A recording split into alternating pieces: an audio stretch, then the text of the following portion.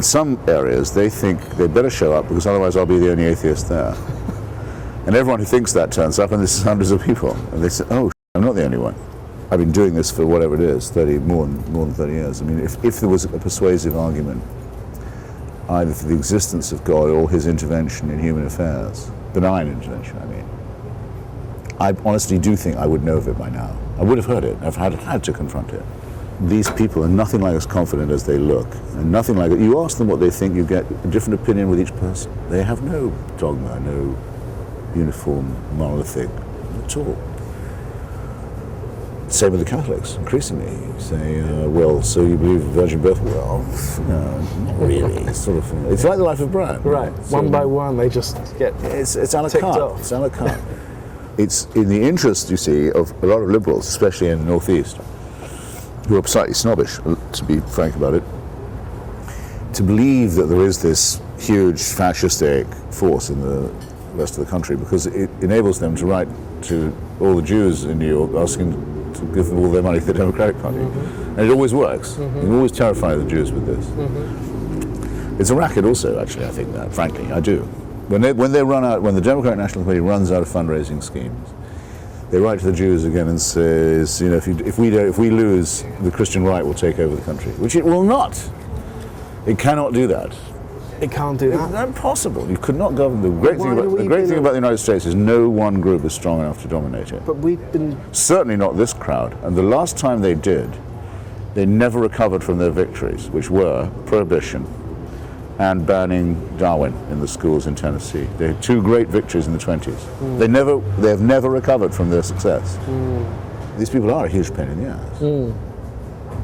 But they're laughable, really. I mean, Falwell and Robertson were media clowns. There's a point there that you know that there is a theological motivation to both sides in this big. Well, yeah, there is. There could be war that we're in. If the secularists say that's true and say that they're neutral, then it will be true.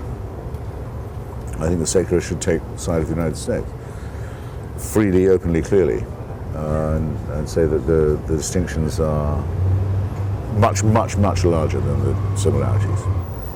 How are you ever gonna be able to replace that feeling of comfort that people are able to take? You can't, but you can keep it. You can make them have it privately.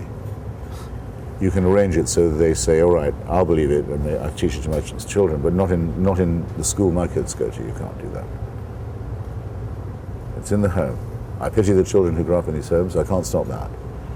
Keep it yourself. We have no quarrel. You try and teach it to my kids. It's not a difference of opinion. It's a fight. I would not let you do that.